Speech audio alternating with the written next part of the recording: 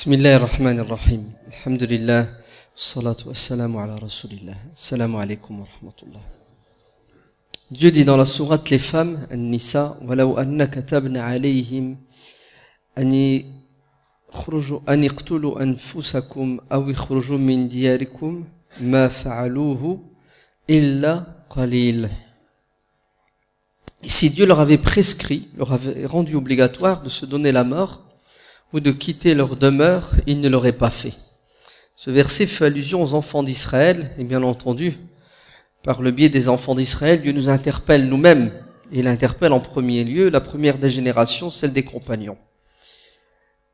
Dieu nous interpelle en nous disant, ne leur ressemblez pas, ne ressemblez pas aux enfants d'Israël, qui, certes, croyaient en Dieu, mais malheureusement, quand leur intérêt était remis en question, ils étaient prêts à troquer, à abandonner leur religion pour des intérêts de ce bas monde. Leur croyance tenait à un fil purement matériel. Ils étaient de bons croyants quand ça les arrangeait. Et dès qu'ils étaient perturbés par une épreuve, ils abandonnaient la croyance. Ils étaient capables de croire le matin et de mécroire le soir. En fonction de quoi? En fonction des épreuves, en fonction des avantages, des inconvénients. Ainsi, Dieu nous dit dans ce verset que si, c'est une hypothèse, on est bien d'accord, Dieu ne leur a pas demandé de faire cela. Si Dieu leur avait demandé de se donner la mort, et vous savez tous que Dieu est juste, et tout ce que Dieu dit, c'est la vérité, c'est ce qui est bon, et nous n'avons pas, nous, créatures, à contester le Créateur. N'est-ce pas? On n'a pas à remettre en question ce que Dieu nous dit. Ça n'a pas de sens. Si Dieu te dit, donne-toi la mort, tu dois t'exécuter, parce qu'entre nous, si tu le fais pas, tu lui as désobéi, donc tu mérites la punition. Et la punition, c'est quoi? Ben, si Dieu veut que tu meurs, ben, tu meurs sur place, et ensuite tu vas en enfer. Donc entre nous, autant faire ce que Dieu te demande, et tu seras gagnant sur tous les plans. Parce que si tu te donnes pas la mort au moment où Dieu te le demande, une seconde après, Dieu peut prendre ton âme, et dans les deux cas de figure, t'es mort. Dans le premier cas de figure, t'es mort en ayant obéi à Dieu, t'as gagné. Dans le deuxième cas de figure, tu es mort en ayant désobéi à Dieu, t'as tout perdu. Donc le croyant, intelligent, obéit à Dieu quand ça lui plaît et quand ça lui déplaît. Vous entendez? Quand ça l'arrange et quand ça le dérange. Et en vérité, il y a un autre niveau de croyance qui nous enseigne que tout ce que Dieu nous dit de faire, nous devons le faire, et en vérité, ça doit toujours nous plaire. Vous entendez? Il y a un niveau de croyance qui nous impose d'accepter tout ce qui vient de Dieu avec le sourire. Ça s'appelle un rida. Je suis satisfait. Le prophète sallallahu alayhi wa sallam dit, aura goûté à la douceur de la foi. Qui ça? Man radiya billahi rabban wa bil islami dinan wa bi muhammadin sallallahu alayhi wa sallam nabiyyan wa rasula. Qui va goûter? Ce sera qui le véritable croyant? Ce sera celui qui acceptera Dieu comme Seigneur, et tout ce qui vient de Dieu, il accepte avec le sourire. Dieu lui a dit, ne t'approche pas de ça parce que c'est haram. Ben, il s'en approche pas. Il est heureux de ne pas faire le haram. C'est pas il traite. Oh punaise, j'ai pas de chance. En islam, je peux pas faire ça. Au contraire, tu dis, alhamdulillah, ma religion m'interdit de faire cela. Même si le monde entier trouve un intérêt, toi, ton intérêt dans l'obéissance à Dieu, sans rébellion. Vous entendez? Sans hésitation. Tu acceptes la religion de Dieu et tu acceptes les enseignements du prophète avec le sourire. Donc, si Dieu avait demandé aux enfants d'Israël de se donner la mort, il ne l'aurait pas fait. Vous savez pourquoi? Parce qu'ils aiment la vie éperdument. Yawaddu ahaduhum law yu'ammaru, combien de temps? Alf sana.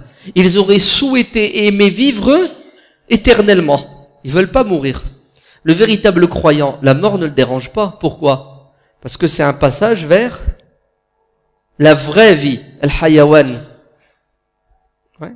La mort, c'est un passage, c'est pas une fin en soi.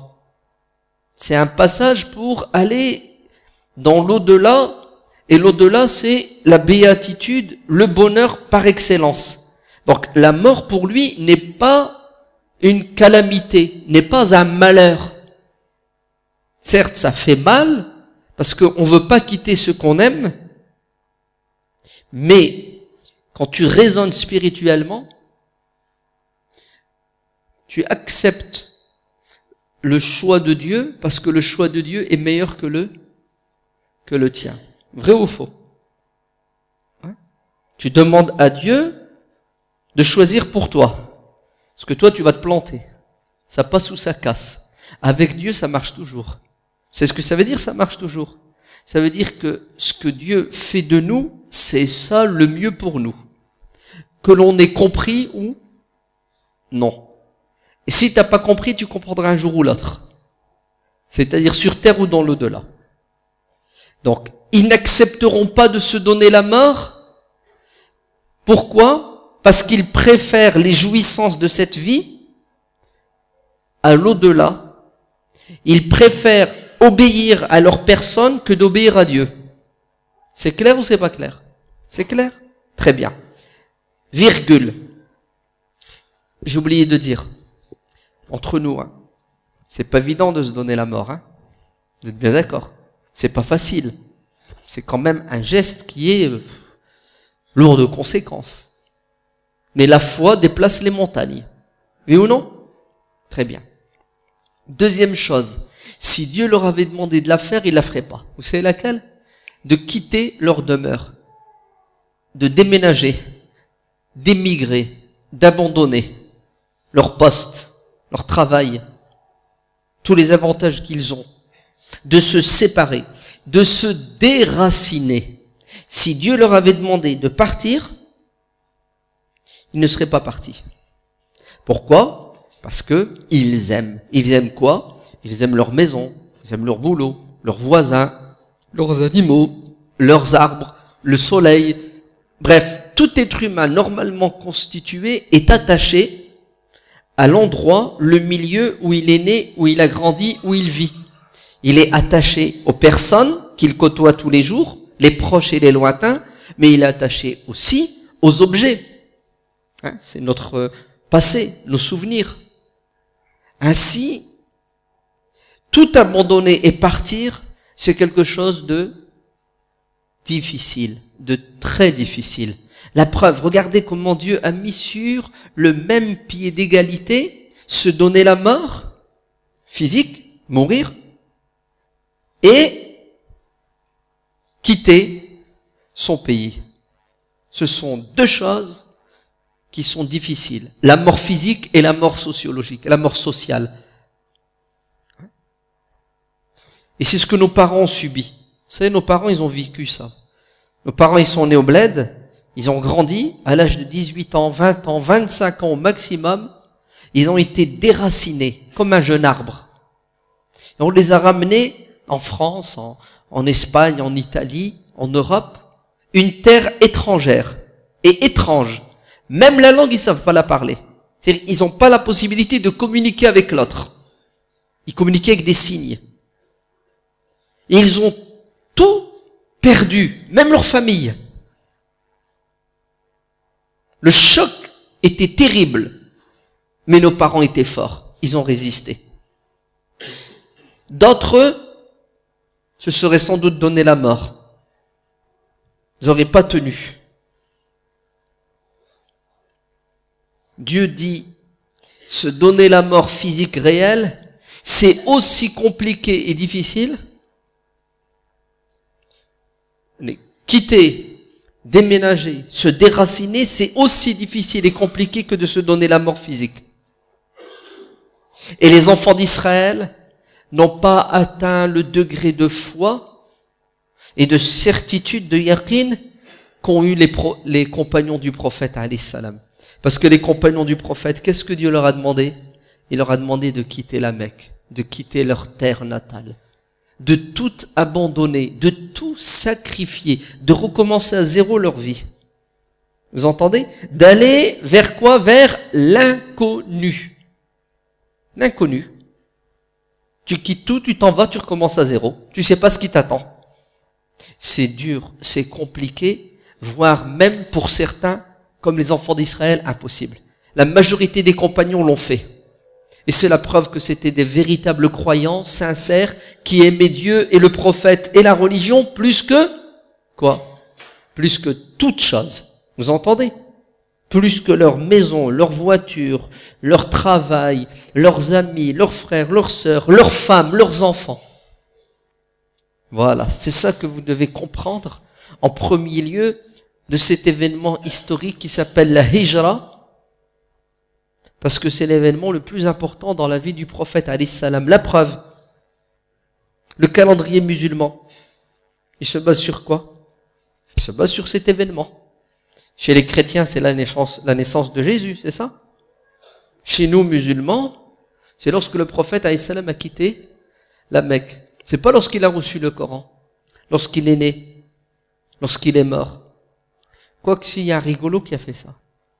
Et rigolo, il a créé son propre calendrier. C'était la mort du prophète alayhi salam. Ses mémoires est bonne. Dans tout le monde musulman, ils avaient un calendrier. Du moins, ceux qui ont adopté le calendrier hégirien, parce qu'il y a certains pays musulmans qui ont adopté le calendrier grégorien. Mais sinon, les pays musulmans ont comme calendrier le calendrier hégirien, l'hégire. Il y a un pays musulman, il avait un autre calendrier. Le tyran, le despote et le dictateur qui dirigeait ce pays pendant 40 ans voulait se différencier des autres, et puis il avait des ijtihads qui sortent du commun. Il t'a créé un calendrier spécial. C'est qui? Oui, c'est Kadhafi, c'est ça. Kadhafi. Il n'est plus là, hein? Alhamdulillah. Oui, Kadhafi, il avait son calendrier.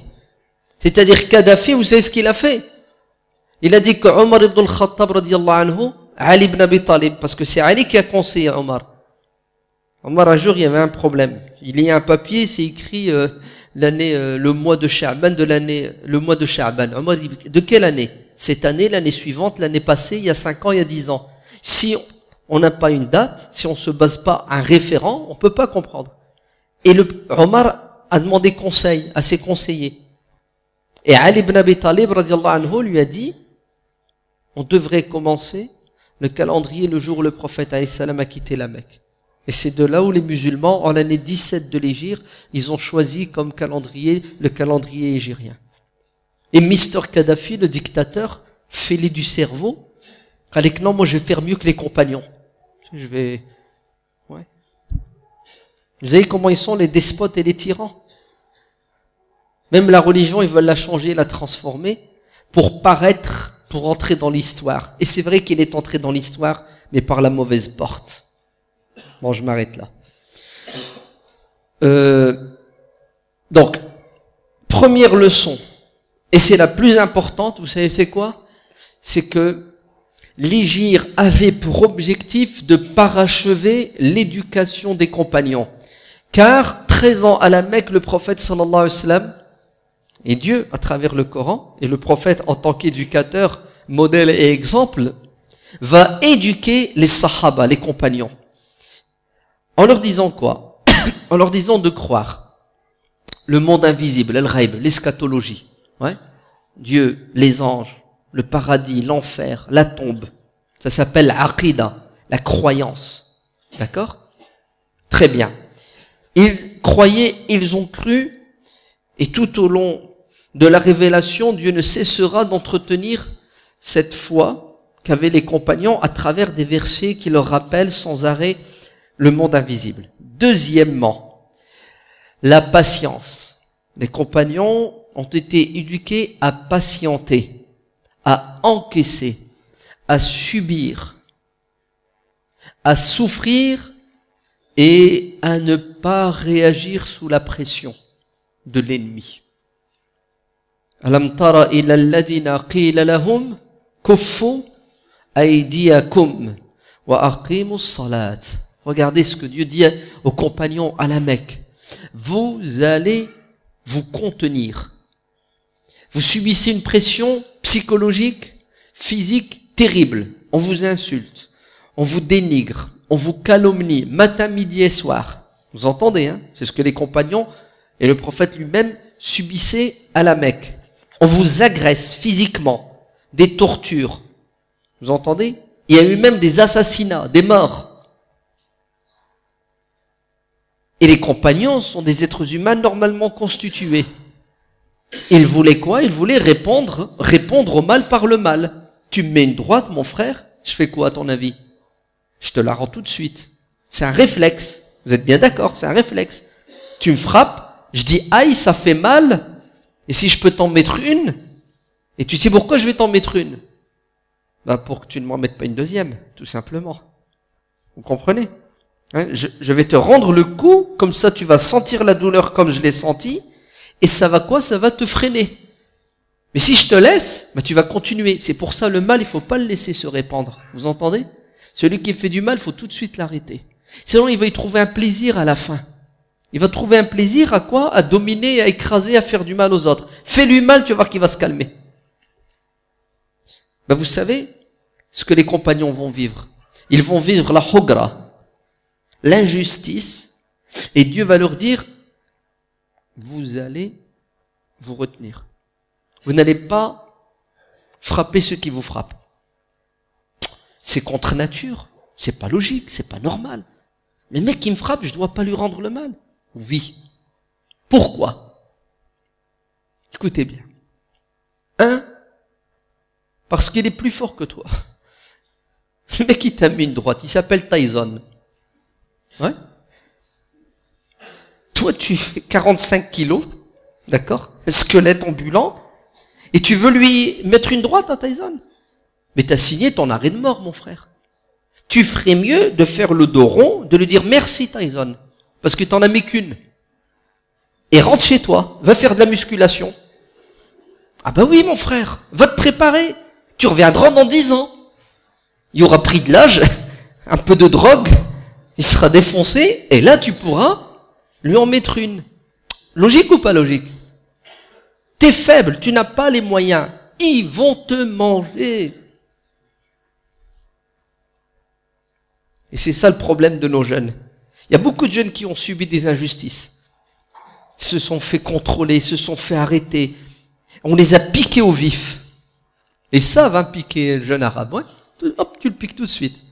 Et tu fais quoi? L'arabe, il a le sang chaud. Dès que tu le piques, il réagit. Coup de boule. Ah, t'es mort. Ouais, mais il a insulté ma mère. Ah ben, il a insulté ta mère, les caméras, elles sont pas entendues. Les caméras, elles font que filmer. Eh oui. Le mec, 2 ans de prison, 5 ans, outrage à agent, ouais, etc., etc.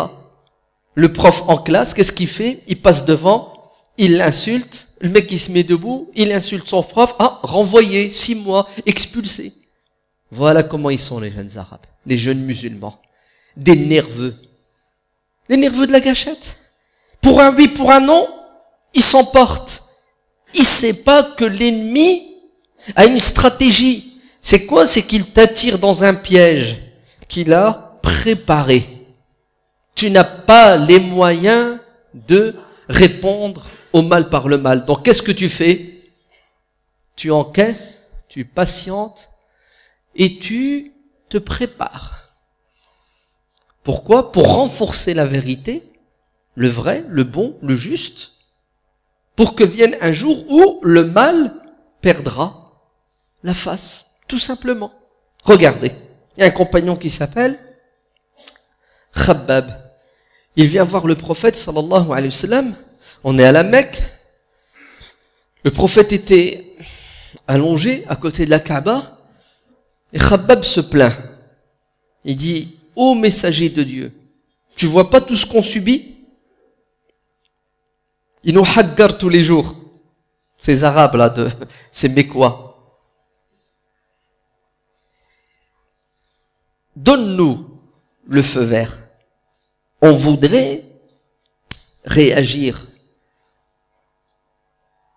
Demande à Dieu de nous donner la victoire sur l'ennemi.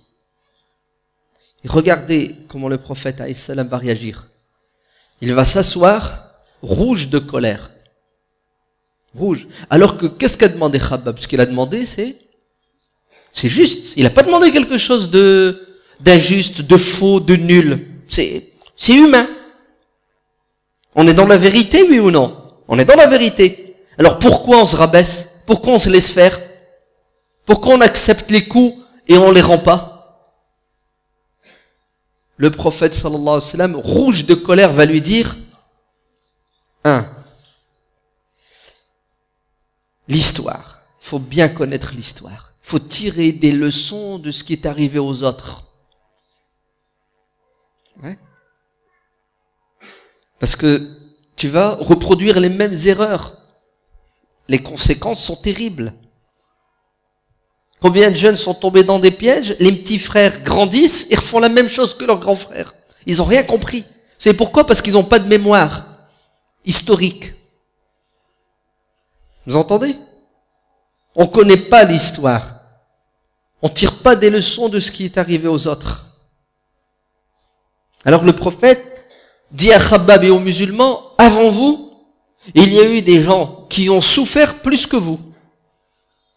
Les disciples, les apôtres de Jésus, alayhi salam, les premiers chrétiens, les vrais chrétiens des premiers temps, les Ariens. On les a combattus, et on les a exterminés parce qu'ils étaient croyants différents des autres. Regardez les tortures. On est allé jusqu'à les peigner avec quoi? Des peignes en fer. On leur a enlevé la peau, on leur a enlevé la viande, jusqu'à ce que les os apparaissent. Tu te rends compte, la torture, elle est terrible ou elle n'est pas terrible? D'autres, on les sciait en deux. Prenez une scie, on découpait en deux. Comme on découpe dans les abattoirs les carcasses d'animaux. Vivants, on le découpe en deux. Tout ça pour faire pression sur lui, pour qu'il abandonne sa religion. Ils n'ont pas abandonné leur religion, ils sont restés croyants. D'un air de dire, vous là, ce que vous subissez, c'est rien par rapport à ce qu'ils ont vécu, vous êtes encore loin. Deuxièmement, regardez ce qu'il va lui dire. Vous êtes trop pressé, vous voulez aller trop vite, vous êtes des excités. C'est pas comme ça que les choses vont changer. Sous la pression, tu réagis. Laisse passer la pression et agis. Agis comment? En te projetant dans l'avenir à travers une stratégie. Voilà comment je dois faire. Et s'il fait ça, il agit comme ça, comment je dois faire? Tu calcules. Pour réussir, bon sang. C'est pas... Tu dépends de ton ennemi qui, quand il veut, il te fait réagir. Nous sommes des marionnettes et on n'en est même pas conscient. Vous entendez? On n'en est même pas conscient. Troisièmement, l'espoir. Il faut y croire. Qu'est-ce que lui dit le prophète, alayhi salam? Il lui dit, si vous patientez, si vous suivez mes enseignements, si vous savez vous contenir et si vous savez voir loin, je vous promets, je vous garantis que vous allez avoir le dessus, non pas sur ces Arabes qui vous maltraitent, les Quraysh, les Arabes de l'Arabie, mais vous allez dominer le monde entier de l'époque. Vous allez dominer les Perses et les Byzantins. Regardez, ils sont à la Mecque, minoritaires, sous la pression. Ils ont du mal, comme dit, à faire leurs prières en public. Ils doivent se cacher. Ils peuvent même pas réciter le Coran en public. Et le prophète leur dit, patientez intelligemment et je vous promets, il n'a pas dit quand, 10, 20, 30, 40, 50, 80 ans, on ne sait pas. Le problème n'est pas de savoir quand. Le problème, est-ce que tu fais ce qu'il faut pour atteindre ton objectif? Tu l'atteins, alhamdulillah, tu l'as pas atteint. Tes enfants continueront. Les générations suivantes continueront. Et toi, tu auras la même récompense. Parce que Dieu va te récompenser en fonction de ton intention et des efforts que tu as faits. Il leur a ouvert les horizons de l'espoir en leur disant, la crise va passer. Et j'espère que ce jour-là, vous serez à la hauteur quand vous allez dominer. Aujourd'hui, vous êtes dominé par ces gens qui vous maltraitent, qui sont intolérants et injustes. Il viendra un temps où c'est vous, les opprimés, qui allez dominer, qui allez avoir le pouvoir. Est-ce que vous allez être juste, comme vous réclamez aujourd'hui à ceux qui vous dominent d'être justes, ou vous aussi vous allez devenir des tyrans ce jour-là? Voilà la vraie question. Et en fait, vous savez pourquoi pendant 13 ans les compagnons ont bien souffert? Alors que Dieu était capable. Dieu dit à une chose, soit et la chose devient, oui ou non? Pourquoi? Vous croyez que les compagnons, le mec, c'était des lâches, des peureux? S'ils avaient eu le feu vert du prophète alayhi salam, ils auraient pris les armes. Et sans doute, ils auraient eu le dessus sur un ennemi beaucoup plus nombreux. Parce que la foi déplace les montagnes. Mais non, vous savez qu'est-ce que Dieu veut? Dieu veut qu'ils subissent la torture, les sévices, qu'ils goûtent à ce que ressent celui qui subit l'injustice, l'opprimé, pour que le jour où ils auront le pouvoir, ils ne fassent pas ce qui leur a été fait. Vous entendez? Je vais vous donner un exemple. Un jour, le grand maître et professeur Aq Shamsuddin, c'est le maître de Mohammed al-Fatih, celui qui va faire la conquête de Constantinople. Le prophète Mohammed sallallahu alayhi wa sallam a parlé de cet homme dans une parole en disant que Constantinople sera conquise par une armée de croyants qui aura à sa tête un chef pieux. Et c'est qui cet homme? Ce commandant, ce sultan pieux que le prophète a décrit, c'est Mohammed al-Fatih, à l'âge de 23 ans, en 1453. Le 29 mai, il fait la conquête de Constantinople. Quand Mohammed al-Fatih était jeune, 12, 13, 14 ans, Aq Shamsuddin, un jour, il l'attrape, il le défonce, il le tue. Il l'a rossé, il l'a bastonné, des coups de bâton, il l'a tué.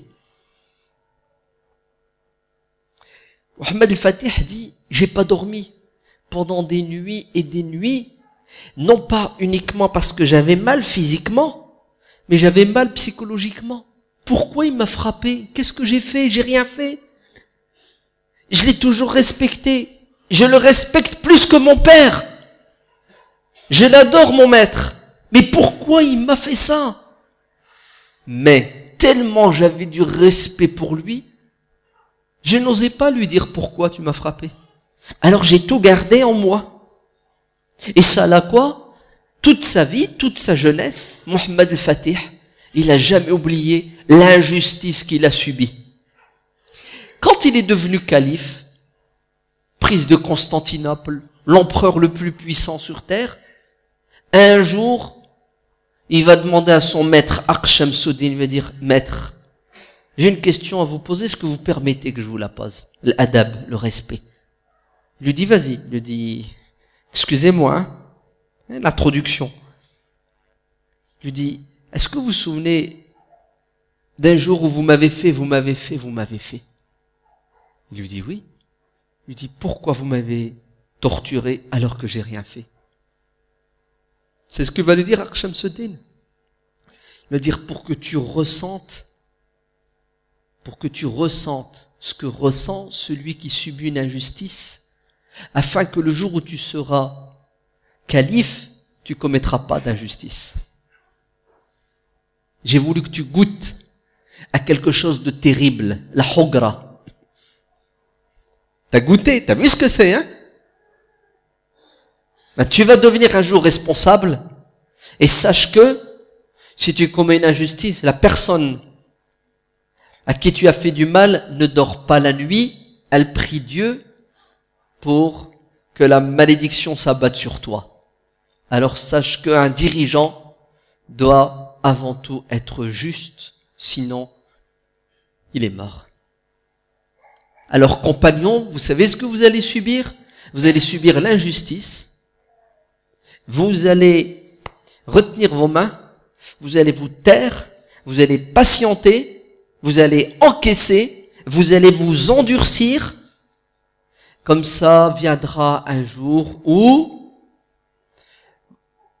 vous dirigerez, et ce jour-là, vous serez des dirigeants miséricordieux.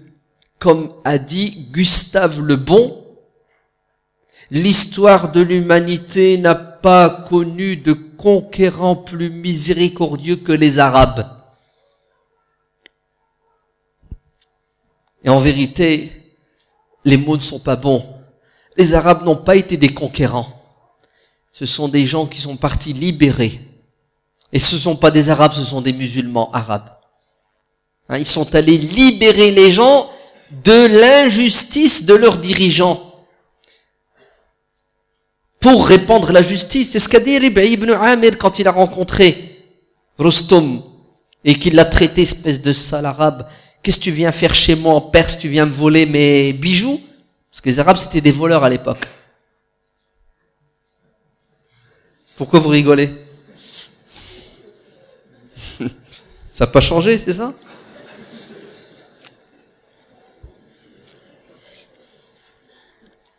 Donc Rostom lui dit, vous êtes venus, bande de tribus arabes connues pour le pillage, voler nos richesses en Perse? Il lui a dit, effectivement, on était comme ça, il fut un temps.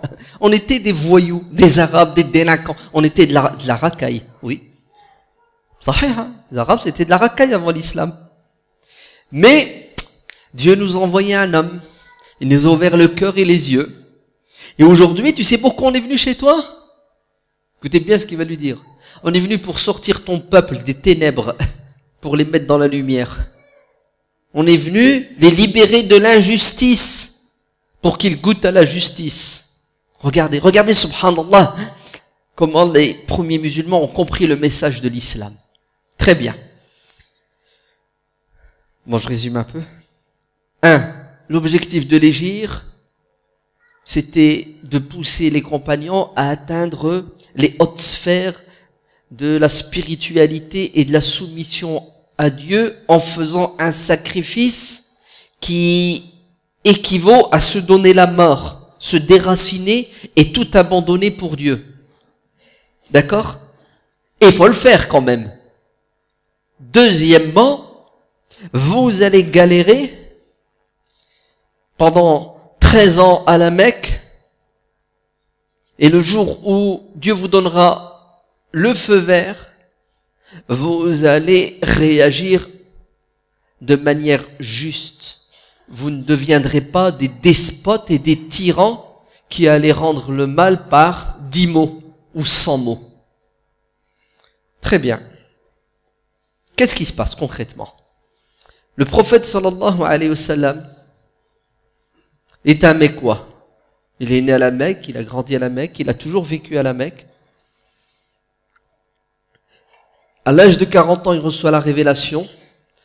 Il a l'ordre de prêcher son peuple. Malheureusement, écoutez bien, l'oligarchie, l'élite, les notables, Dieu les appelle dans le Coran al-mala'u wa qala al-mala'u alladhina kafaru.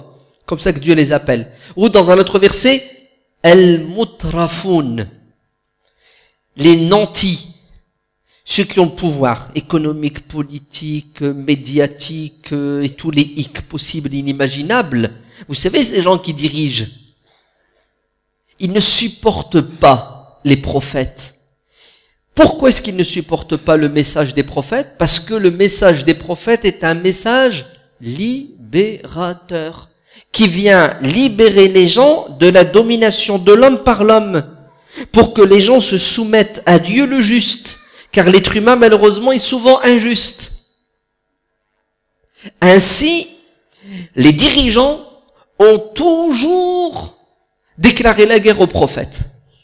Non pas parce que le prophète est un menteur, un imposteur, un voleur. Non, non, non, ils le connaissent très bien. Ils savent très bien qui il est. فَإِنَّهُمْ لَا يُكَذِّبُونَكَ وَلَكِنَّ الظَّالِمِينَ بِآيَاتِ اللَّهِ يَجْحَدُونَ. Ce n'est pas toi qu'ils remettent en question.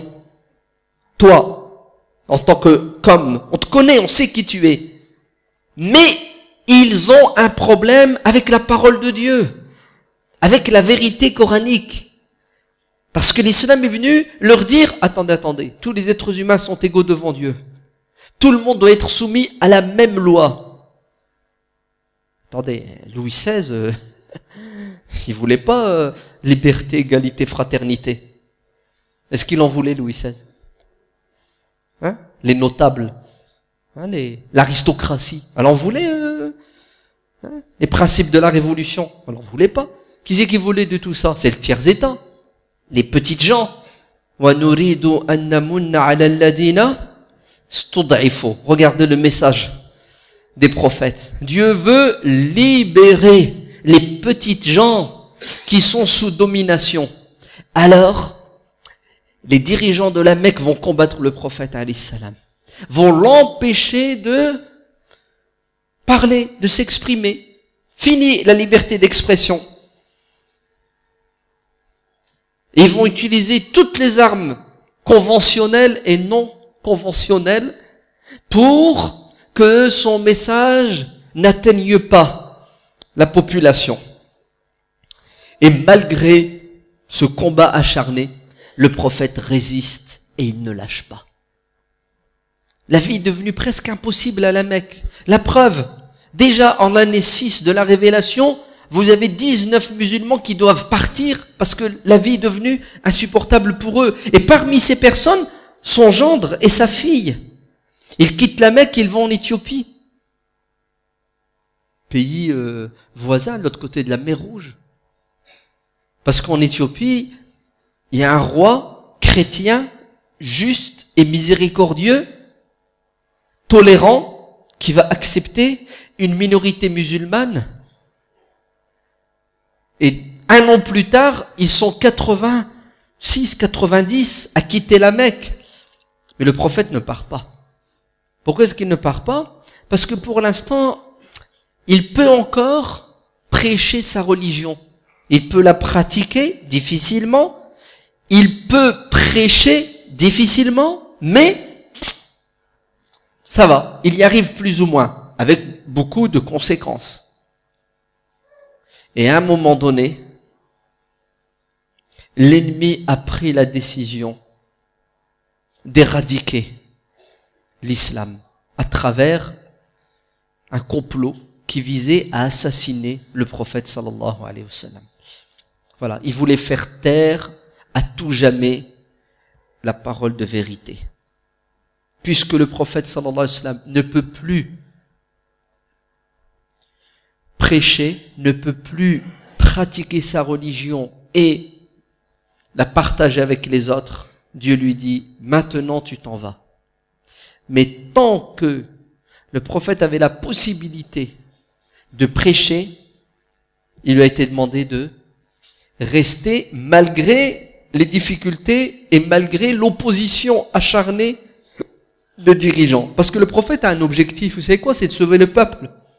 Il va pas l'abandonner, non? Dieu lui a déjà dit dans le Coran qu'il y a eu un prophète qui s'appelle Jonas, Yunus, fils de Matthieu, qui a abandonné son peuple. Et vous savez ce qui lui est arrivé? Donc, reste parmi les tiens pour les protéger des dirigeants, mais surtout du diable. Même si ça doit te coûter cher, des sacrifices.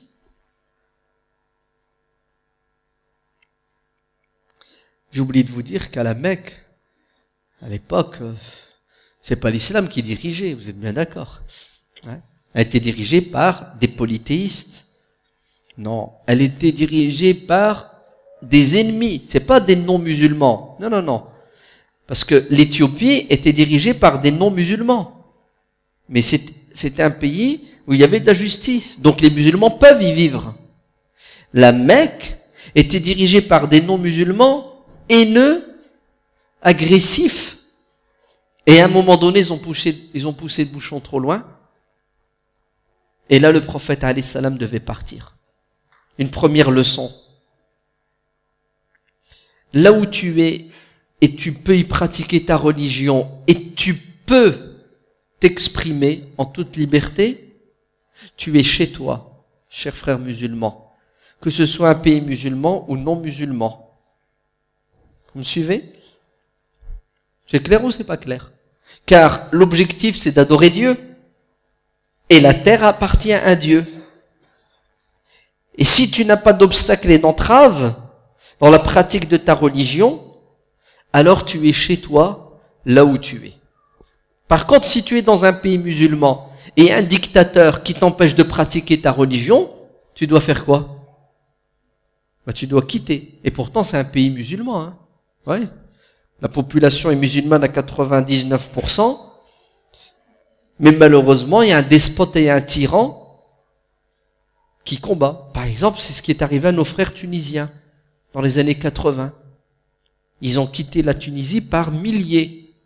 Parce que Ben Ali, ouais, et même avant lui, Bourguiba, mais bon, Bourguiba, tu pouvais pas pratiquer certaines choses de la religion, mais quand Ben Ali est arrivé, c'était la totale. Ils ont dû quitter la Tunisie pour pouvoir rester musulmans. Et il n'y a pas que la Tunisie, beaucoup de pays musulmans, hein, c'est arrivé. Encore aujourd'hui, ça arrive. À la Syrie, là. La Syrie, dans les années 80, des dizaines de milliers de musulmans ont quitté la Syrie. Parce qu'il y avait une chasse aux sorcières. Une chasse aux sorcières. Tu es un musulman pratiquant qui prêche l'islam et qui veut que la société musulmane respecte les enseignements de l'islam, t'es mort. T'es mort. T'es arrêté, exécuté. Vous entendez? C'était un délit. Et encore aujourd'hui, hein, c'est dans la Constitution. Vous comprenez pourquoi les peuples musulmans se soulèvent? Ils se soulèvent parce que ils sont dirigés par Abu Jahl et Abu Lahab. Et vous comprenez pourquoi ces musulmans, dans les pays musulmans, ont fait, et certains font l'hégire, et viennent se réfugier en Éthiopie. Parce qu'en Éthiopie, il y a Al-Najashi. Ouais. Il y a les droits de l'homme, il y a des constitutions, il y a des tribunaux, il y a des organisations humanitaires. Vous entendez? Il y a le droit, comment on l'appelle? L'asile politique. Ouais. Asile politique, viens. Je te donne à boire et à manger, je te défends, parce que tu as, dans ton pays d'origine, Abu Jahl qui t'empêche de vivre.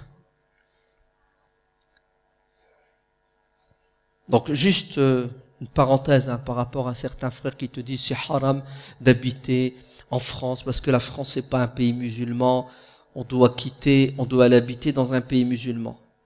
Ben, je vous annonce une petite nouvelle, la France est beaucoup plus musulmane que beaucoup de pays musulmans. Hein. Ben oui. Parce que si c'est l'islam, une couleur de peau et des prénoms arabes, je vous invite à aller vivre chez les Arabes. Et vous allez voir ce qui va vous arriver dans certains pays musulmans. Mais vous savez ce que c'est que l'islam? C'est la justice, c'est l'égalité, c'est l'entraide, c'est la justice sociale. Vous entendez? Et ça, tu l'as en France. Et dans beaucoup de pays non musulmans. Et l'imam Ibn Taymiyyah a raison quand il dit que Dieu soutient, il est avec un État juste, même s'il n'est pas musulman. Et Dieu condamne un État injuste, musulman. Vous entendez? Pas de parti pris. Il faut être juste. Et celui qui considère que la France n'est pas un pays musulman et anti-musulman et que on ne peut pas y pratiquer sa religion, doivent obligatoirement quitter la France. Vous entendez? C'est fard, c'est obligatoire. Hein. Si le mec il pense et il croit que, et peut-être réellement il le vit, il n'a pas le droit de rester. 1 heure de plus, il doit s'en aller. Il part tout de suite. Va-t'en. Pourquoi? Parce que c'est Dieu qui te le demande. Et si tu pars pas, tu commets un péché. Et quand les anges vont venir prendre ton âme, tu vas te prendre des coups par les anges. C'est écrit dans la sourate Nisa. Et tu pourras pas prétexter kunna mustad'afin. C'est faux. Hein? Tu avais les moyens de partir, mais tu veux pas partir. Tu traites la France, tu insultes la France, tu craches dans la soupe et tu mets les pieds sur les tables, sur la table. Et quand on te dit va-t'en, tu dis non, je prépare mon départ. Il y a des mecs, ça fait 10 ans, ils préparent leur départ. Hein. Ils sont toujours pas partis. C'est bizarre, hein, vous trouvez pas que c'est bizarre? Les compagnons, ils n'ont pas préparé leur départ. Vous savez ce qu'ils ont fait? Dieu leur a dit de partir, ils sont partis. Ils n'ont pas appelé allô la CAF, on voudrait faire un déménagement, vous pouvez pas nous aider s'il vous plaît? J'ai 3 gosses. Ouais. Louez-moi un jour, louez-moi un mois. Non, non, non, ils sont partis légers. Il y en a, ouvrez bien vos oreilles, ils sont partis, ils ont laissé leur femme et leur enfant. Abu Salama, il veut partir avec sa femme Salama et son fils Omar. À 3, ils veulent partir. Écoute bien, ils s'en vont. Ils sont rattrapés par leurs familles respectives. La famille de Salama prend Salama. La famille de son mari récupère l'enfant et lui, il réussit à se sauver. Regardez l'éclatement. Abu Salama, il réussit à se sauver, il va à la Mecque. Sa femme, elle est emprisonnée dans sa famille. Et le fils, il est emprisonné dans la famille du père. Voilà, ça c'est des hommes, ça. Vous vous rendez compte? Et nos pseudo-salafis vous disent « Ah non, non, non, non, c'est haram de vivre en France, il faut faire l'hégire. » Vas-y, fais l'hégire, qu'est-ce que t'attends? Barre-toi, vite! Non. Fallait que je me prépare. C'est rien, prépare-toi, je te laisse combien? 1 an? 5 ans?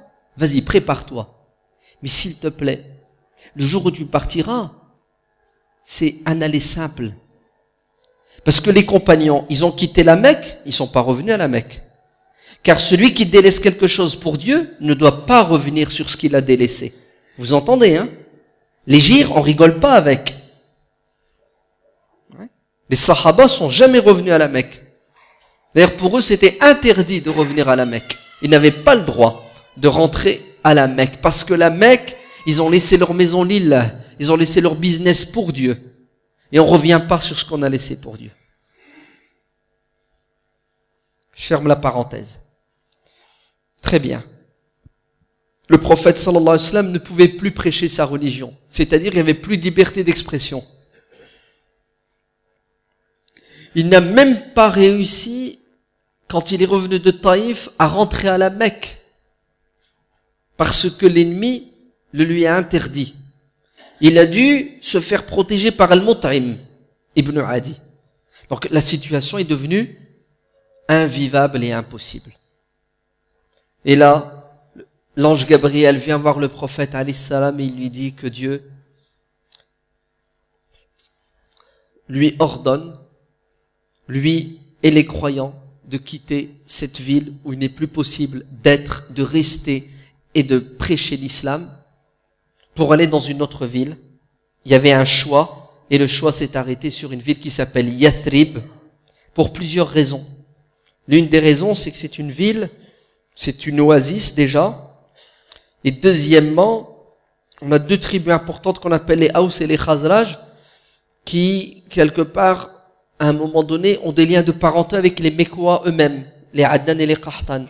Et le prophète sallallahu alayhi wa sallam lui-même a des liens de parenté chez les Médinois, parce que son grand-père Abdul Muttalib est le fils d'une Médinoise, hein, la femme de Hashim. Et en plus, et surtout et avant tout, c'est que Médine, stratégiquement parlant, est bien placée. Elle est au nord de la Mecque. Entre la Syrie, le Cham, d'accord, hein, la Syrie, le Liban, la Palestine, la Jordanie, tout ça, ça s'appelait le Cham avant. D'accord? Parce que c'est à la gauche de l'Arabie. Et cette ville, donc, c'est un passage obligatoire. Donc, stratégiquement parlant, elle est bien placée. Et en plus, au niveau militaire, c'est le top. Car elle n'est pas accessible. Car à l'est et à l'ouest, vous avez deux plaines volcaniques. Wabra et Waqim. Impénétrables. Le sud. Même chose, vous avez des palmeraies. Il reste que le nord. Et le nord sera protégé par le fameux fossé lors de la bataille des coalisés. Et en plus, c'est une ville qui, vous le verrez par la suite, aura un avenir glorieux. Quoi qu'il en soit, Dieu lui a indiqué que c'était Yatrib. Et le prophète sallallahu alayhi wa sallam va commencer par envoyer ses compagnons à Médine. Et le premier qui partira, ce sera Mus'ab, avec Abdullah ibn Maktoum, Bilal, les petites gens. Vous savez, le prophète les envoie en cachette, hein, attention. Hein. Tu pars pas comme tu veux. Et c'est ça qui est bizarre, subhanallah. Au lieu que les Mécois les laissent partir, ouais, allez-vous-en, non, on vous laissera pas partir. Vous savez pourquoi? Parce qu'ils ont peur que s'ils partent, là où ils vont devenir quoi? Ils vont devenir plus nombreux, plus forts, ils vont revenir. Donc, vous allez rester ici et on va vous massacrer et vous n'avez rien à dire. Non, il y a des limites. Les compagnons s'en vont en cachette. Ouais. Regardez par exemple l'histoire de Omar ibn al-Khattab radiyallahu anhu. Omar ibn al-Khattab se met d'accord avec deux de ses proches, Ayyash ibn Abi Rabi'a et Hisham ibn As. Il leur donne rendez-vous. Hein. On se donne rencard à tel endroit demain matin à 8 heures. Et s'il y en a un qui vient pas à l'heure, c'est qu'il a été arrêté, il a été pris. Effectivement, Hisham n'est pas venu. Ayyash, avec Omar, arrive à Médine et il est rattrapé par ses deux frères de lait qui sont Abu Jahl et un autre. Et quand il le rattrape, regardez ce qu'ils lui disent. Ils lui disent, ta mère a juré de se laisser mourir tant si tu ne reviens pas vers elle. Elle a décidé de ne plus se coiffer, de ne plus se laver. Vite, ta mère est en danger de mort. Omar ibn al-Khattab lui dit, les crois pas, sont des ennemis, sont des menteurs. Wallah, si ta mère, elle a des poux dans les cheveux, elle va se laver les cheveux, elle va se coiffer les cheveux, et si elle a soif à la fin, elle va boire et manger. Les crois pas. C'est de la pression psychologique. Malakin Ayyash Miskin, il est pris par les sentiments. Et il dit à Omar ibn al-Khattab, écoute, je vais retourner à la Mecque, en plus j'ai caché du fric là-bas, je vais ramener mon argent et tout ira bien. Omar lui dit, écoute, un conseil, n'y va pas, ne leur fais pas confiance. T'as vu ce qu'ils nous ont fait depuis 13 ans. Tout ce qu'ils veulent, c'est t'attirer dans un piège. L'argent, tu sais bien que je suis riche, je te donne la moitié de ma richesse. S'il te plaît, ne pars pas, reste. Vous avez vu la lucidité de Omar et son intelligence et sa clairvoyance et sa capacité de se sacrifier pour son frère. Mais Ayyash, rien à faire. La pression, elle est trop forte. Et il insiste, et à la fin, Omar lui dit, bah écoute, puisque tu veux y aller, tiens, je te donne ma chamelle. Elle est hyper rapide. Ne descends jamais de ma chamelle, ne leur fais pas confiance, si jamais tu doutes d'eux, tu te sauves et tu reviens. Il lui dit, ok, ils s'en vont. Il rentre à la Mecque. Et au milieu de la route, à un moment donné, Abu Jahl lui dit, et si on faisait un échange, tu me prêtes ta chamelle, je te donne mon chameau? Ayyash dit, ouais, pas de problème, c'est son frère de lait. Et quand il est descendu, ils lui ont sauté dessus, ils lui ont mis les menottes, et ils l'ont ramené, et ils l'ont torturé, et ils l'ont mis en prison, et il a énormément souffert, parce que ces gens-là ne supportaient pas l'existence de l'islam et des musulmans, même au-delà de leurs frontières. Là où vous êtes, nous allons vous poursuivre et vous pourchasser pour vous empêcher de respirer. C'est ça le message des Mécois, c'est ça le message des terroristes qui sévissaient à la Mecque à l'époque. Très bien. Je passe beaucoup d'exemples, on va aller direct au but. Le prophète sallallahu alayhi wa sallam, il lui est demandé de rester jusqu'à ce que ses compagnons partent. Donc vous voyez que le capitaine, il est le dernier à quitter le... On est d'accord? Très bien. Abu Bakr voulait partir, mais le prophète lui dit, tu bouges pas, tu restes. Il dit, prophète, pourquoi? Est-ce que je vais être ton compagnon de route? Il lui dit oui. Tu seras mon compagnon de route. Quel honneur pour Abu Bakr. D'ailleurs, Aïcha, sa fille, radiyallahu anha, dira, je ne savais pas que les gens pouvaient pleurer de joie. Parce que j'ai vu mon père pleurer. Et pourquoi Abu Bakr a pleuré? Tellement il était heureux parce qu'il a été choisi. Elle, pour elle, c'était quelqu'un qui pleure tellement il est content. Effectivement, Abu Bakr a pleuré de joie parce qu'il va devenir le compagnon de route du prophète sallallahu alayhi wa sallam. Les Mécois se réunissent, ils font un conseil municipal extraordinaire. Et vous savez que vous avez le droit d'assister au conseil municipal, en tant que citoyen de votre ville, à condition que vous taisiez et que vous ne parliez pas. Vous êtes juste des spectateurs, observateurs. Et ce jour-là, au conseil municipal de la Mecque, il y a aussi quelqu'un qui vient assister, qui s'appelle en apparence Suraqa, mais en vérité c'est Shaitan qui a pris la forme de cet homme. Et c'est lui qui va leur suggérer d'assassiner le prophète sallallahu alayhi wa sallam, alors qu'il y a eu plusieurs propositions, l'emprisonnement, l'extradition. Il a dit tout ça, ça marchera pas avec les Arabes, avec les musulmans, avec les islamistes, les intégristes, etc. Il faut leur couper la tête. Et ils ont décidé d'assassiner le prophète intelligemment. Vous avez vu qu'ils calculent, qu'ils pensent et qu'ils réfléchissent? Au lieu de déléguer une personne pour tuer le prophète, ils vont prendre de chaque clan une personne, ça fait 40 personnes, chacun doit lui assainir un coup, comme ça on ne sait pas qui l'a tué, et même si on doit payer le prix du sang, 100 chameaux, on divisera la somme selon les clans. Tout est bien fait, tout est bien ficelé, calculé pour assassiner le prophète sallallahu alayhi wa sallam. Mais les pauvres, ils savent pas une chose, c'est que le prophète alayhi salam est protégé par son Seigneur. Wallahu ya'asimuka minan nas. Vous savez ce qui s'est passé? Le prophète alayhi salam ordonne à son cousin, qui deviendra son gendre, Ali ibn Abi Talib, de rester pour distribuer à qui? À ces gens-là, mais quoi là, qui le combattent, qui le dénigrent, les dépôts, l'amanat. Car le prophète était connu pour être un homme de confiance. On venait chez lui, on lui remettait les clés des coffres forts. Non, on lui déposait les coffres forts.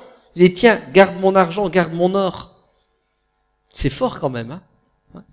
Il est traité de fou, de magicien, d'imposteur et de voleur. Et puis, en même temps, tiens ma carte bancaire. Ouais. Tiens mon code. Attends, c'est un délinquant ou quoi? Ils savent très bien qui il est. Il n'y a qu'une chose qui les dérange, c'est le discours, c'est le dialogue. On est d'accord? Le prophète sallallahu alayhi wa sallam, Aïcha dit et raconte. Elle dit, un jour, à midi, c'est à midi, il ne faut pas se balader à la Mecque, hein. C'est 60 degrés à l'ombre. Le prophète alayhi salam vient frapper à la porte de son meilleur ami Abu Bakr Siddiq, le visage couvert. Et là, on dit, il se passe quelque chose.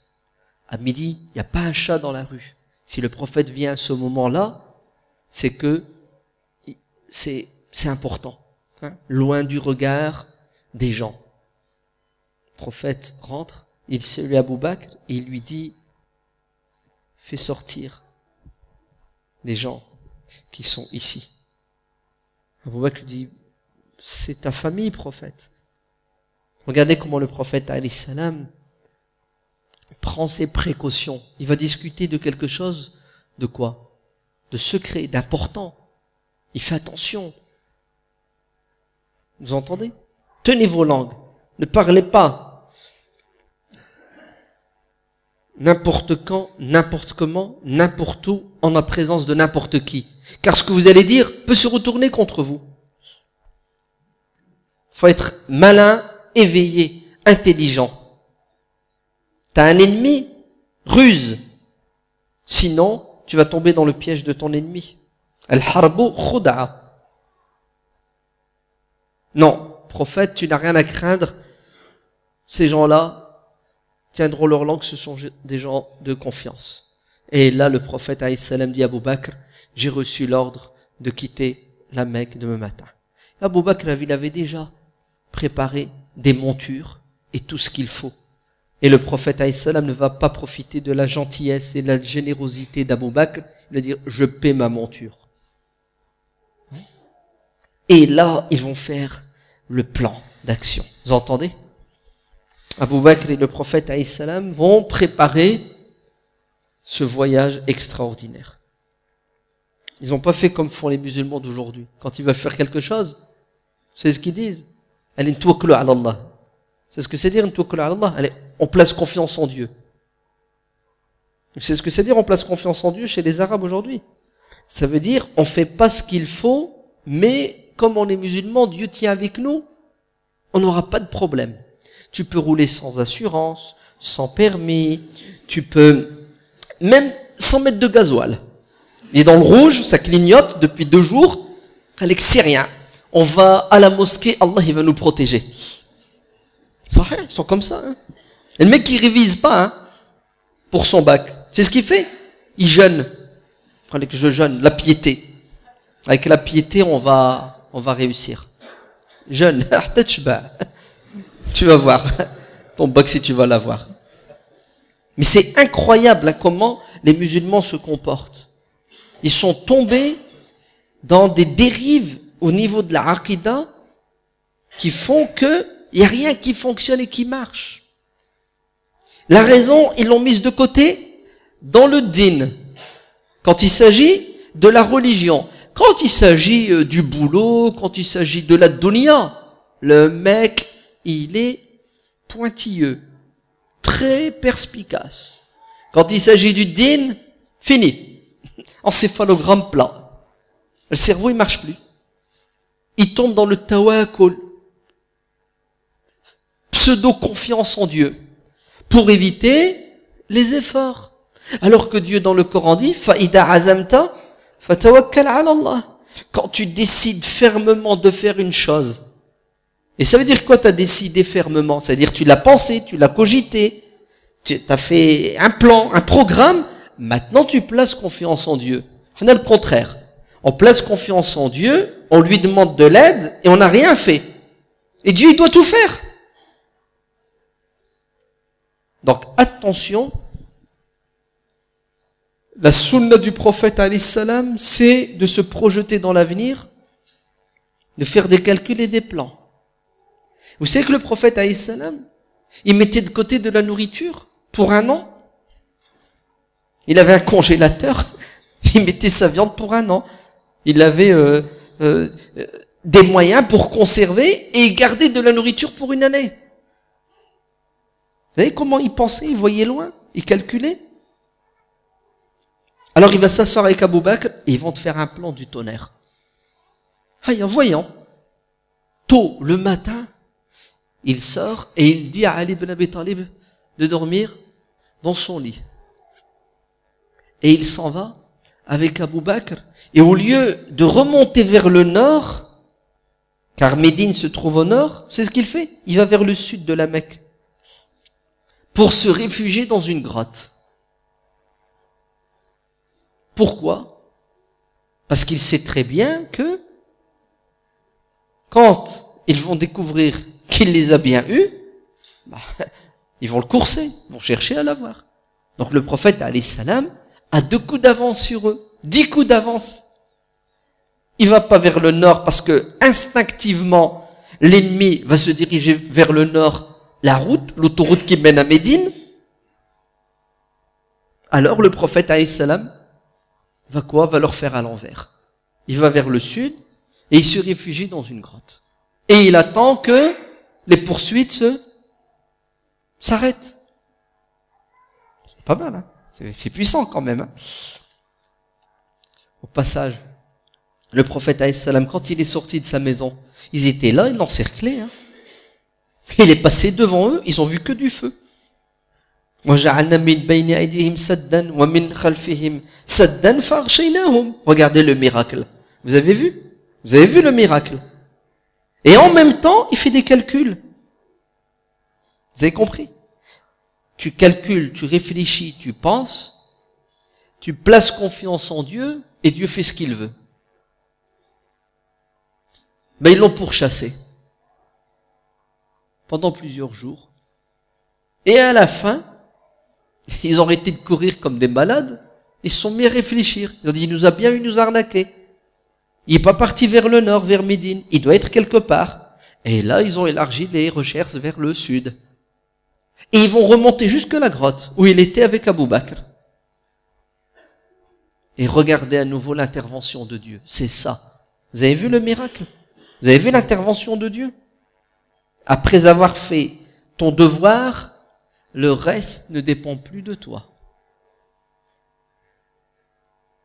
Et ils arrivent, et ils voient rien dans la grotte, alors qu'ils sont dans la grotte. Abou Bakr a peur, et c'est humain. Il n'a pas peur pour lui, hein, mais il a peur pour son bien-aimé prophète. Et il s'excite, il dit, prophète, on est cuit, ils nous ont trouvés. Et le prophète le réconforte en lui disant, n'aie pas peur, ne t'attriste pas, ne t'afflige pas. Dieu est avec nous. La tahzan, inna Allaha ma'ana. Fa'anzal Allahu sakinatahu alayhi. Ne t'attriste pas, Dieu est avec nous. Et là, Dieu va faire descendre sur Abou Bakr, là, tranquillité. C'est bon, alhamdulillah.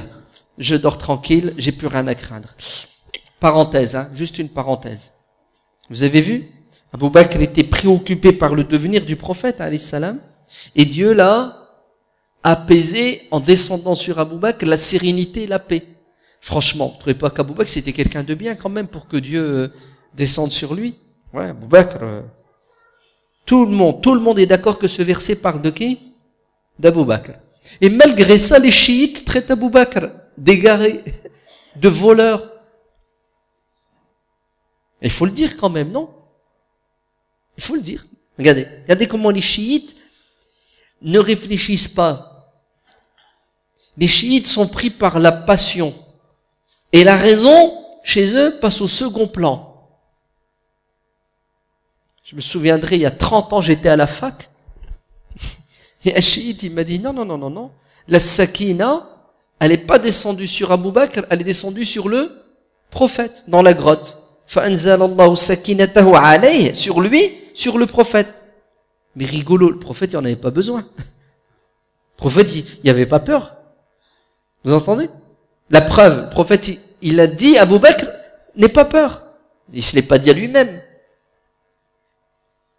Donc attention, ne tombez pas dans l'égarement dans lequel sont tombés les chiites dans leur croyance au sujet des compagnons du prophète alayhi salam qu'ils considèrent comme des renégats, des égarés, sauf certains. Très bien. Pendant 3 jours, il faut bien boire et manger, non? Le prophète et Abou Bakr ont tout prévu. Asma, la fille d'Abou Bakr, la sœur de Aïcha, ramenait de la nourriture à la grotte. Mais elle peut être pistée. Vous savez quoi? Son frère la suivait avec son troupeau. Le serviteur d'Abou Bakr. Avec son troupeau de moutons pour effacer les traces. Et le fils d'Abou Bakr, Abdurrahman, le soir venait pour lui faire un rapport, un bilan de la journée. Il allait espionner l'ennemi, il lisait la presse, il faisait des résumés, des flashs, flash spécial, ok? Oui. Et il faisait des rapports. À qui? À son père et au prophète qui était dans la grotte. Et après 3 jours, Amir ibn Fuhayra vient avec les montures pour les ramener à Abou Bakr et au prophète pour prendre la route avec un homme qui s'appelle Abdullah ibn Urayqit qui était un pisteur. Un spécialiste pour guider les gens dans n'importe quel désert. Parce que le prophète alayhi salam ne va pas emprunter la route des caravanes que les gens ont l'habitude d'emprunter. Sinon, il y a quelqu'un qui va le croiser. Donc, il a quoi? Il a emprunté des routes qui ne sont pas habituelles. Mais il faut un pisteur, parce qu'il n'y a pas de GPS à l'époque. Et au passage, Abdullah ibn Abi Urayqit n'est pas musulman. C'est un non-musulman. Mais c'est quelqu'un de juste. Et deuxièmement, c'est quelqu'un d'expert. Regardez l'ouverture d'esprit du prophète, alayhi salam. Ce qui l'intéressait dans cet homme, c'était sa morale et son savoir-faire. Vous avez vu comment le prophète, alayhi salam, n'a pas de scrupules, n'a pas de gêne à travailler avec les autres, quelle que soit leur conviction. Ce qui compte, c'est le résultat. Et ils vont quitter la grotte, et ils vont marcher vers Médine, et il y a quelqu'un qui va les pister. Il s'appelle Suraqa ibn Malik ibn Ju'shum. Il y a quelqu'un qui lui ramène une information qu'il a vu des silhouettes au loin, et tout de suite il a endormi ses potes en leur disant ben non, c'est pas Mohammed, c'est des gens que je connais. Parce qu'il voulait la rançon. Celui qui ramène le prophète mort ou vivant, Abu Bakr mort ou vivant, aura 100 chameaux. 100 chameaux, hein. 100 Mercedes. Combien? C'est une somme terrible, hein. Et là, Suraqa va demander à sa servante de lui préparer une monture. Et qu'est-ce qu'il va faire? Il va courser le prophète, alayhi salam. Et vous savez qu'Abu Bakr, tout au long de ce voyage, il ne cessera d'être préoccupé par la sécurité du prophète, alayhi salam. Une fois, il se met devant lui, et ensuite il passe derrière lui, toujours avec le souci de quoi? De guetter un ennemi éventuel, car pour lui, le prophète, alayhi salam, c'est plus important que toute autre chose sur terre. Et Abu Bakr va dire, oh, messager de Dieu, il y a quelqu'un qui nous course. Et le prophète lui dira, laisse, Dieu s'en occupe, t'inquiète. Et effectivement, quand Suraqa va se rapprocher du prophète, les pattes de son cheval vont s'enliser dans le sable. Il va tomber de son cheval. Et là, en tant que superstitieux, parce que les Arabes, ils avaient ça dans le sang, la superstition. Ils l'ont encore un peu, non? Non, un petit peu? La main de Fatma. Non, vous connaissez, là? Ils ont pas ça, les Arabes, ils l'ont, hein? Tu sais, ils portent, ou bien, comment? Khmesa. Khamsa fa'ainek. C'est ça. C'est vrai, hein, ils sont musulmans, mais ils ont des petits comportements ou des expressions. Bah, même en français, on a ça. Quand tu parles, tu dis quelque chose, ah, tais-toi, ça porte malheur. Parle pas de ça. Mais je touche du bois. Ouais. Ah, ma voiture, jamais eu de problème. Ah, je touche du bois, on sait jamais. Ah, bah, t'as touché du bois, elle va pas tomber en panne. Ah, bah, fais ta maison en bois, fais ta voiture en bois, et puis t'es tranquille. Mais pour vous montrer comment l'être humain, il se rabaisse parfois et tient des propos et des comportements bizarres. D'accord? Et il y en a qui font ça aussi avec la religion aujourd'hui. Ouais. Dans sa voiture, il accroche un verset du Coran. Comme ça, il n'y aura pas d'accident. C'est une anecdote, hein. Un frère meskin, il m'a fait rire une fois. Il a des animaux. Il les a mis dans une pâture. Puis je suis allé avec lui pour voir ses animaux. Et qu'est-ce que je découvre? Je découvre que toute une partie de la pâture n'est pas grillagée. Vous savez, il n'y a pas mis du grillage, de clôture. Je dis, Yahri, tes animaux, ils vont se barrer, là. Normalement, faut clôturer. Il m'a dit, non, ils sauvent pas mes animaux. Je lui dis, comment ils font? Ils sont intelligents. Il m'a dit non. Tous les matins, tout cet endroit qui n'est pas clôturé, je passe et je récite Ayatul Kursi.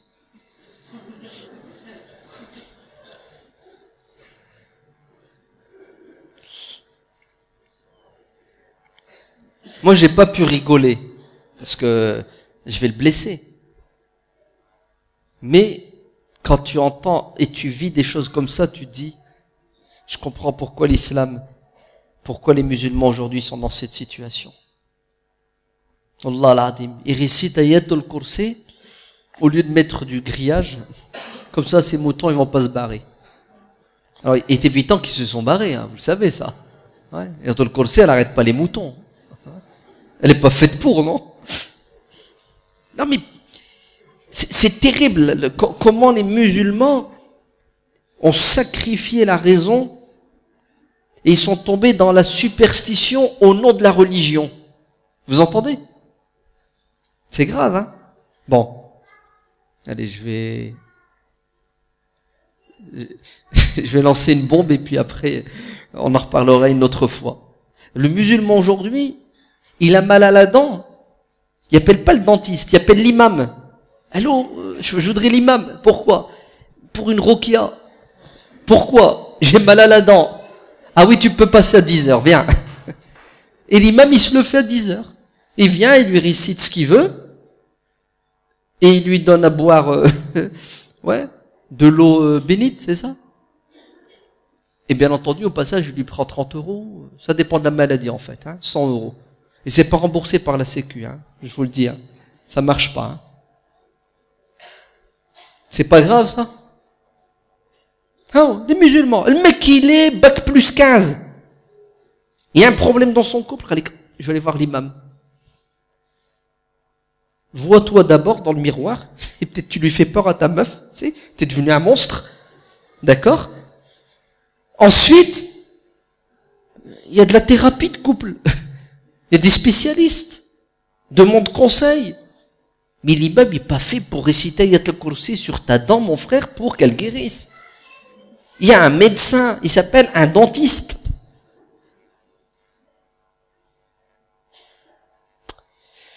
Très bien. Suraqa, qu'est-ce qu'il fait quand il tombe de sa monture? Il sort les flèches divinatrices. Car les Arabes, ils se baladaient avec 3 flèches. Une, c'est écrit oui. Une, c'est écrit non. Et l'autre, rien du tout. Il prend les flèches, il les jette en l'air. Et ça dépend de la flèche qui tombe. Si c'est la oui qui tombe, il continue. Si c'est la non, il fait demi-tour. Si c'est neutre, il recommence. Manque de peau, il a jeté les flèches, c'est la non qui tombait. Mais la patte du gars, il était terrible, sans chameau. Donc il fait quoi, à ton avis? Ben, il monte quand même sur son cheval pour attraper le prophète alayhi salam.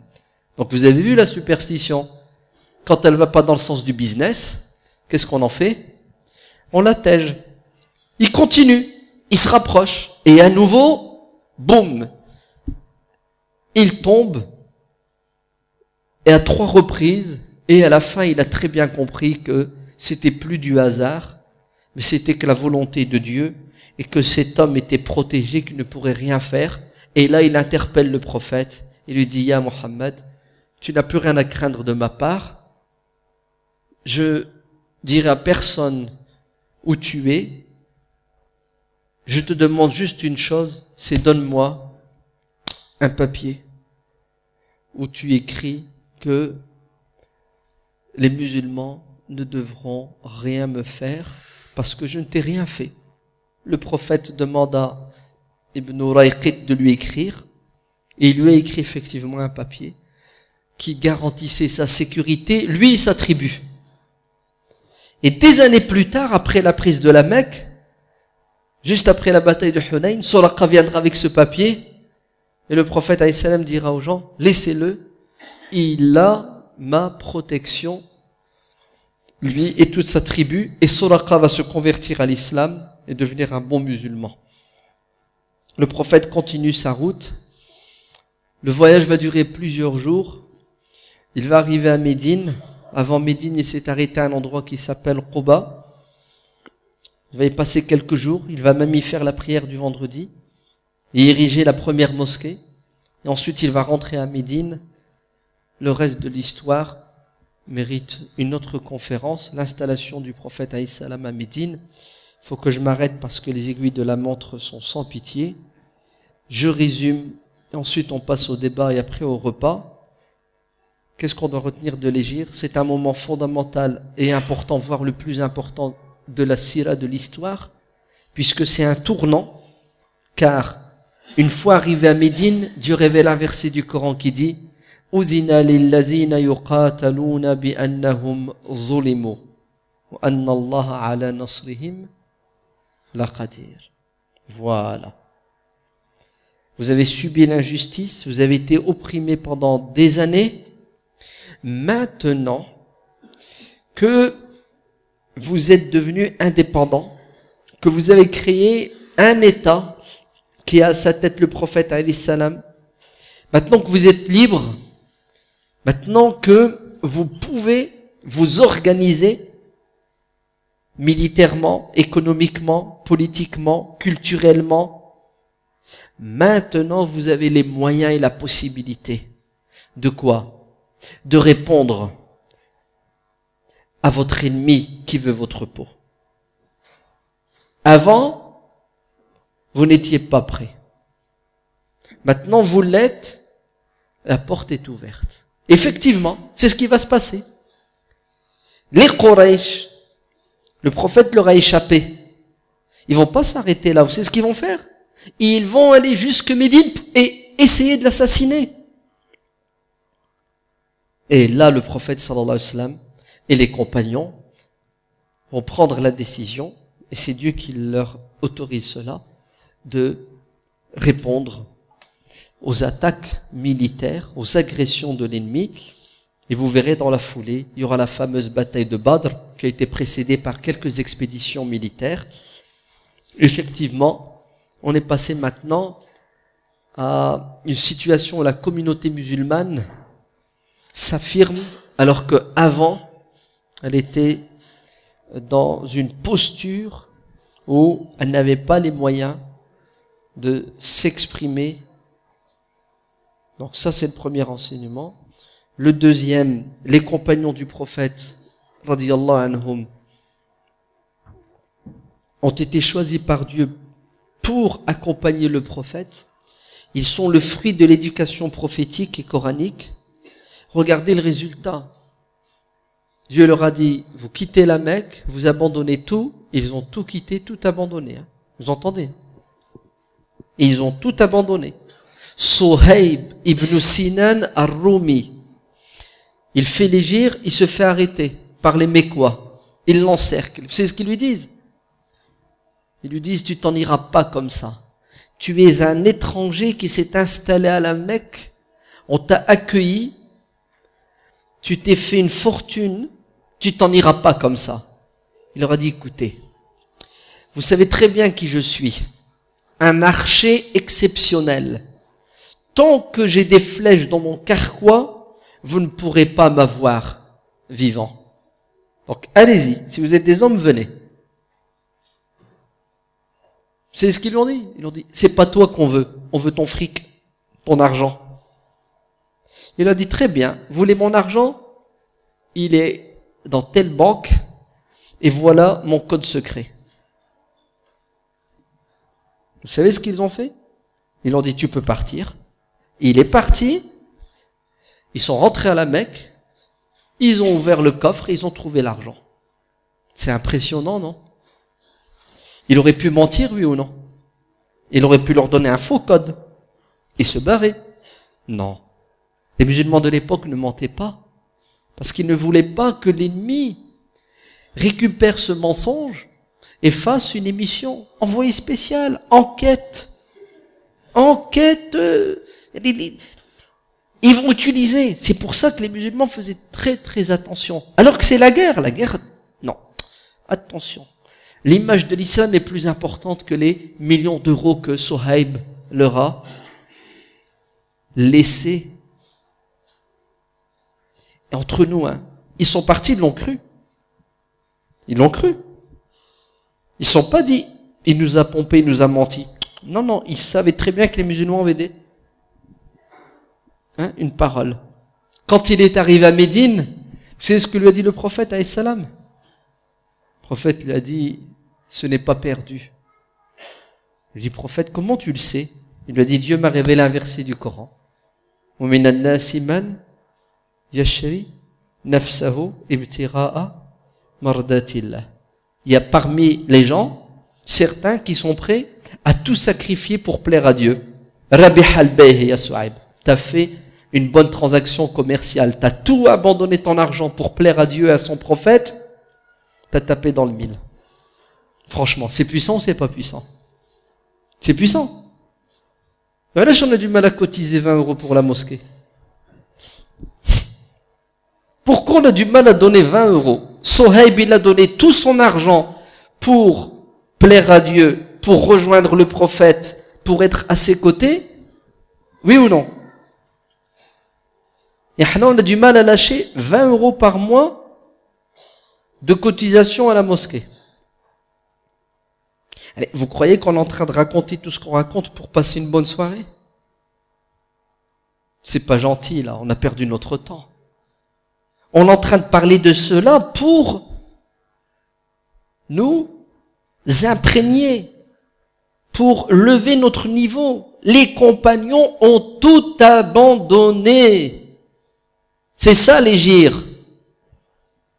Dieu leur a pas demandé de se donner la mort. Il leur a dit, vous abandonnez tout, ils l'ont fait. Et par la suite, quand il leur dira, allez au champ de bataille, avec le risque de mourir, ils sont partis. Moi, je vous ai pas dit d'aller au champ de bataille. Si. Allez faire le djihad commercial, le djihad moral, éthique. Ouais, quand vous allez faire vos courses, combattez la pression. Combattez le consumérisme. N'achetez pas n'importe quoi. Ne dépensez pas votre argent n'importe comment. C'est ça le combat que vous devez faire aujourd'hui.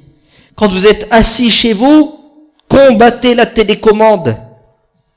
Ne la laissez pas vous manipuler. Parce que vous allez passer 2-3 heures devant l'écran à perdre votre temps, à regarder des conneries. Sacrifiez des choses qui ne valent pas la peine pour gagner du temps et de l'argent, pour l'investir, ce temps et cet argent. L'investir dans quoi? Allez, je vais être gentil. Investissez-le pour vous. Pour toi, je veux que tu réussisses. Je veux pas que tu sois un boulet pour l'islam et les musulmans. Je veux pas que tu handicapes la communauté. Je veux que tu sois un citoyen modèle et exemplaire, aussi bien dans ta religion que dans ta vie d'ici-bas. Fais juste ça et je suis content, je suis tranquille. Je veux pas recevoir des coups de fil, je veux une roquia parce que j'ai pas de travail ou mon... Non, je veux des musulmans équilibrés, des musulmans des musulmans responsables. Mais sinon, tu sais ce que tu dois faire? Donne ton temps et donne une partie de ton argent à Dieu et à son prophète. Donne 20 € à la mosquée, prends un orphelin en charge, donne 2 heures, 4 heures par semaine, viens nettoyer la mosquée, viens t'occuper des enfants quand ils sortent, viens voir les responsables de la mosquée, dites-leur, j'ai 4 heures le week-end pour Dieu et son prophète. Faites de moi ce que vous voulez, dites-moi ce que je dois faire, je suis à vos services gratuitement, fi sabilillah. Et en plus, j'ai telle compétence dans tel domaine. Je maîtrise, je sais pas, la cuisine. Viens faire la cuisine. Je maîtrise l'informatique. Viens. Je maîtrise la littérature. Viens. On a des gosses, ils savent pas lire, ils savent pas écrire.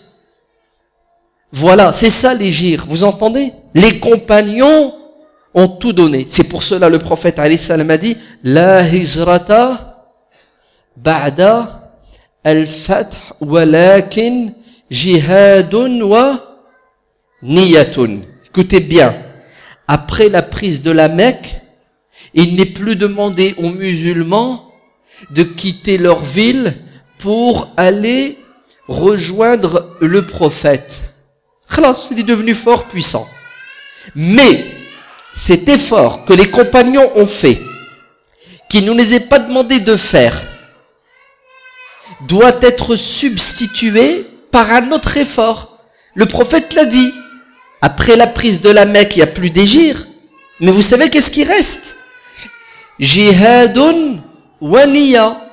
Ça veut dire quoi? Ayez l'intention ferme de faire des efforts pour cette religion à votre niveau, selon vos compétences, vos moyens. Vous n'avez pas le droit de rester assis spectateur. Sinon, vous avez trahi l'enseignement, les enseignements et les leçons que l'on doit tirer de l'hégire. Si les compagnons ont donné tout, donnons le minimum. Et on est capable de donner le minimum. Wallah, on est capable. Ouais. Regardez, Allah Ibark, des dizaines et des dizaines de jeunes, garçons et filles, la fleur de l'âge. Vous avez l'intelligence. Vous avez la force physique. Vous avez des compétences. Et c'est réel ce que je vous dis, vous comprenez? Wallah, il y a des gens qui pleurent, il y a d'autres religions qui pleurent. C'est pourquoi elles pleurent? Parce que il n'y a pas de jeunes. Nous, tu rentres dans la mosquée, 90% c'est des jeunes. Mais on ne veut pas des jeunes consommateurs, spectateurs uniquement.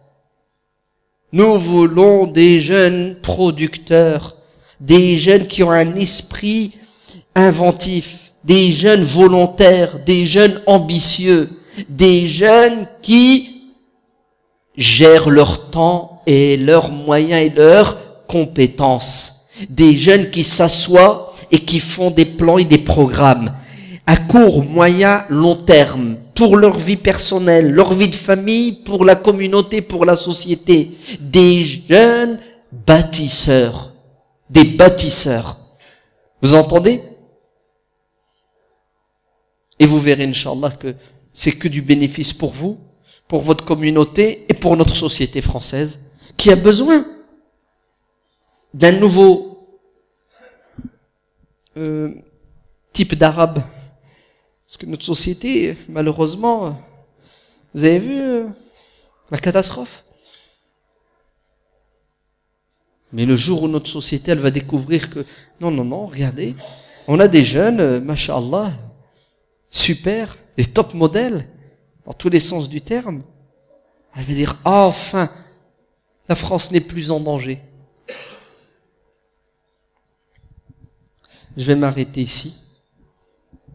Si vous avez des remarques, des critiques, des questions, des suggestions, vous savez qu'en France, liberté d'expression oblige. Vous n'avez rien à craindre, vous n'irez pas en prison si vous dites ce que vous pensez. Et après, Inch'Allah, on passe au repas.